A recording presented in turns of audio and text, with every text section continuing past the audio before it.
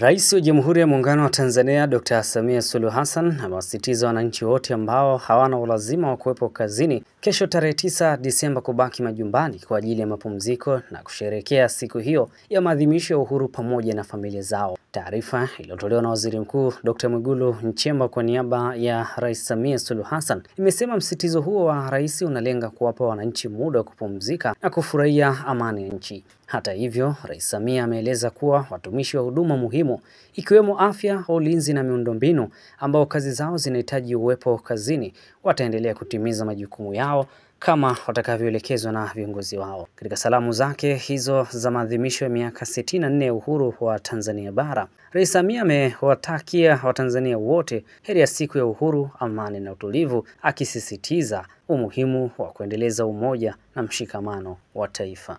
Ndugu wananchi, Rais wa Jamhuri ya Muungano wa Tanzania, Mheshimiwa Dr. Samia Suluhu Hassan, anapenda kuwatakia wananchi wote heri ya sikukuu ya uhuru wa Tanzania bara inayoadhimishwa kila mwaka tarehe 9 Disemba.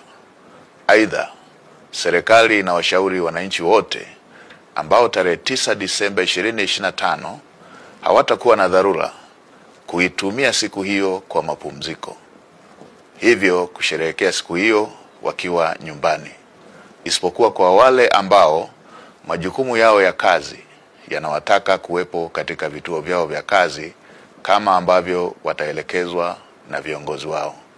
Asanteni na watakia sikukuu njema.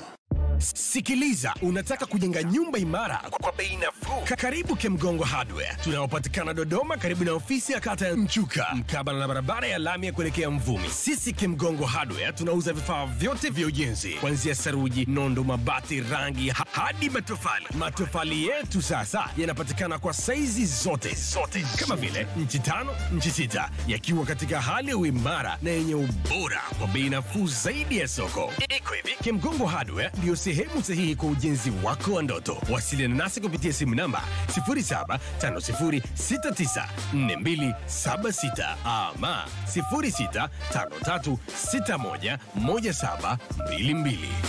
Kemgongo Hardware, karibu ujenge nasi kwa gharama nafuu.